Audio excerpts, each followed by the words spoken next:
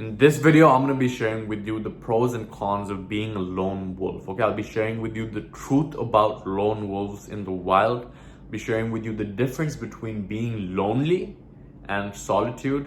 And then I'll be interweaving my own experience with this stuff in my journey so far. Okay, so first and foremost, a lone wolf in the wild, why does he leave his pack? Why does he become a lone wolf?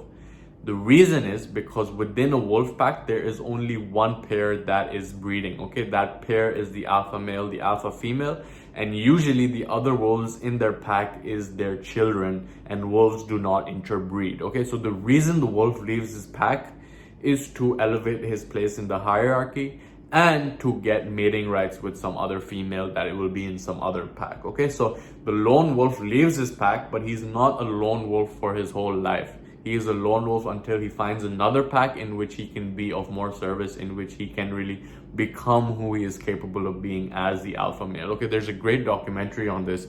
It's called Black Wolf. If you're into wolves, I love wolves, so check this out. It's on YouTube as well. I'll link out to it below. But it's basically this wolf that leaves his pack, he finds another pack, he breeds with the females in the other pack, and eventually becomes the alpha male over there.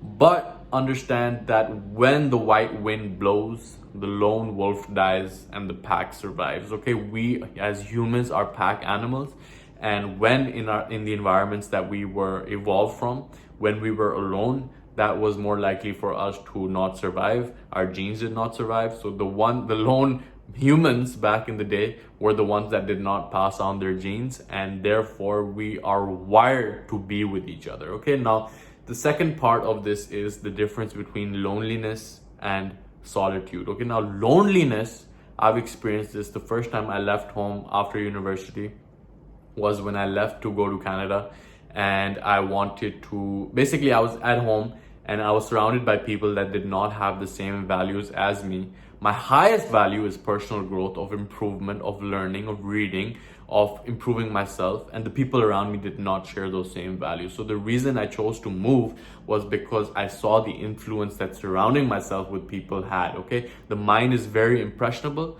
and if you are surrounded by people that don't support you, that don't hold you to a higher standard, there will be way more friction for you to do the right thing. For example, I would want to wake up every single day in the morning. I was conscious about I wanted to be conscious about what I ate. I wanted to be reading books, but then there's like these comments passing by like, oh, why are you trying to wake up so early? Why are you trying to be dieting all the time? You're thin enough. Why are you reading all of these books? You're good enough. Why are you listening to all of these motivational speakers? All of this is a scam. None of that even works.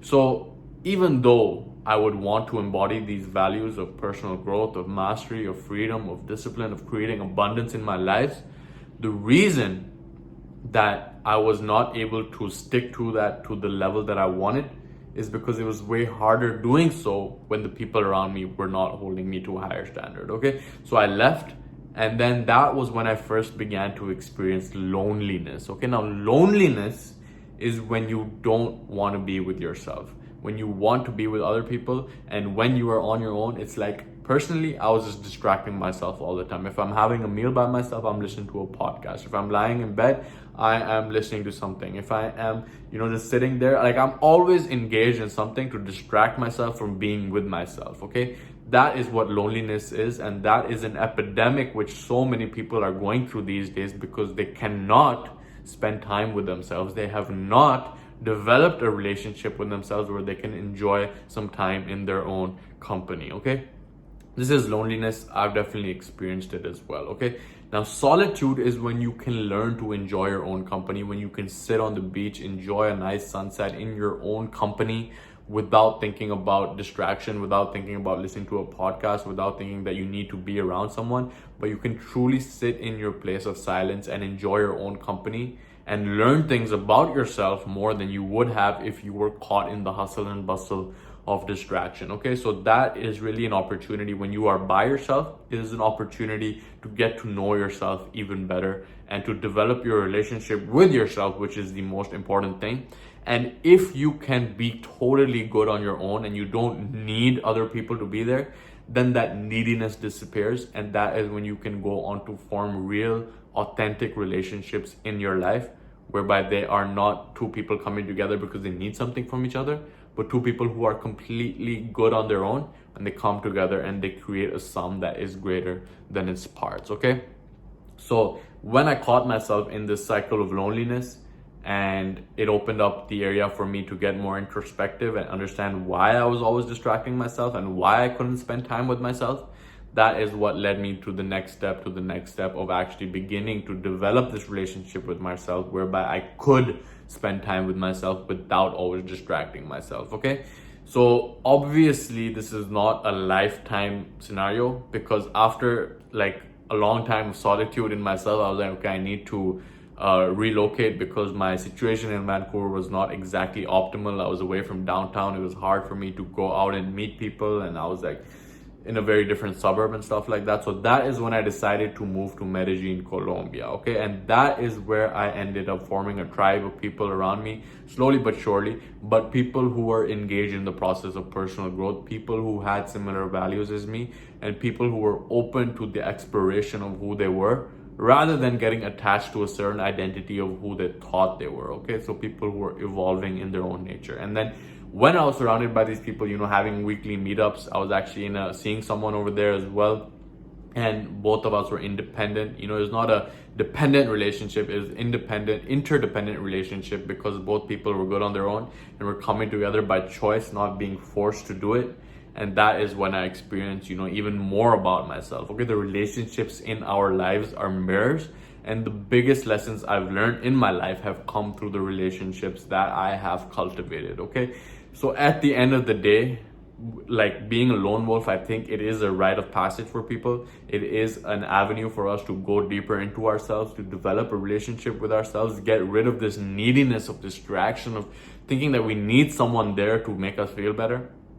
Like, it's way better to get rid of that and understand ourselves deeper, which we wouldn't have had the opportunity to do if we were surrounded by people all the time. All right. Secondly, if you are surrounded by people that are not vibing at that same frequency, that are not engaged in that same journey, and who have an image of you of who they think you are, and you are breaking free of that image, then there will be friction, because they will be holding you to that image every single time. So in my experience, it was better for me to leave that and go to a new location whereby I could recreate myself without this cap being there, and without these preconceived notions of how other people around me wanted me to behave. Okay. And then once I was able to understand this problem that I had of not being able to spend time with myself, then opening up and developing that relationship with myself, then opened the door for me to even form a deeper relationship with people around me. Okay, once a relationship with you, the relationship that you have with yourself is on solid ground, only then can you go on to create authentic relationships with people that are not transactional. Okay, I mean, at the end of the day, there's always going to be a transaction taking place to some extent, but it's no neediness involved in it. Okay, it's like you're good on your own, you don't need this other person, and that just opens up the avenue for a way beautiful relationship to sprout from that. Okay, and then when you are surrounded by that tribe is when you feel like, at least personally, I'm speaking from personal experience, that when I've been around the tribe is when I have been most myself, when I have been exploring new areas of myself, like going deep into a discussion that I wouldn't have been able to get to a place on my own. Okay, like talking to people, discussing stuff, masterminding, right? Think and Grow Rich, Napoleon Hill lists the mastermind effect as like one of the first principles of success. Okay, because when two minds come together, there is, he says, a third entity that is formed that would not have been there had those two minds not come together. Okay, now at this point in my life, after leaving Medellin because of visa stuff, I might go back at some point, but I had to leave, and then now I'm here in Bali. And at this point, although I have a bunch of acquaintances, the people over here are all vibing at that frequency, like for sure, like people are out there. But at this point, I haven't made it a priority to go out and connect. Okay, I have an intention on doing so. In fact, today I'm going to go to an event as well. But I have these past few weeks been a lone wolf over here. Okay, I've been focused on my business, focused on creating stuff that I can, create more value for people. But there is an aspect of me that knows that it could even be supercharged if I was surrounded by people that were, crushing it even better than me, if I was surrounded by people that would hold me to a higher standard. Okay, so in conclusion, I would say that yes, being a lone wolf is a rite of passage that every man needs to learn how to spend time in his own company. And if that is something that you find difficult, then there are some things that need to be addressed, and you need to practice actually developing that relationship with yourself, going into a mirror, looking into your own eyes, talking to yourself. As weird as it sounds, I just did that right now. But it's really a necessary step in being comfortable with yourself so that you can go on to not need other people in your life, okay? So yeah, it's a rite of passage like it is for the actual wolf in the wild, but this is not a lifestyle. It's not like, this MGTOW stuff going on where it's like men going their own way. We're just going to leave society behind us. We're not going to interact with anyone. But in my own experience, relationships have been the most important teachers from me. The people in our lives are mirrors to us, and we learn things about ourselves and explore ourselves deeper than we could ever do so on our own. Okay, so at the end of the day, my intention is to be surrounded with a tribe of brothers, a tribe of people that are striving for that, creating that massive impact on humanity, who are holding each other to a higher standard. That's something I'm seeking to create with a 30 days of discipline challenge as well. If you haven't heard about it, you can click the link below to learn more. But I understand the power of community. We are pack animals, and when that need is not fulfilled over the long term, then we will not be able to live to our truest expression. Okay, so that's just my 2 cents in 11 minutes. I hope it has been valuable for you. If it has, click a bunch of the buttons below. Leave a comment below letting me know your experience with being a lone wolf. Okay, leave a comment below. I'd love to hear about that as well. But with all that being said, this has been Mo, and I will see you in the next video.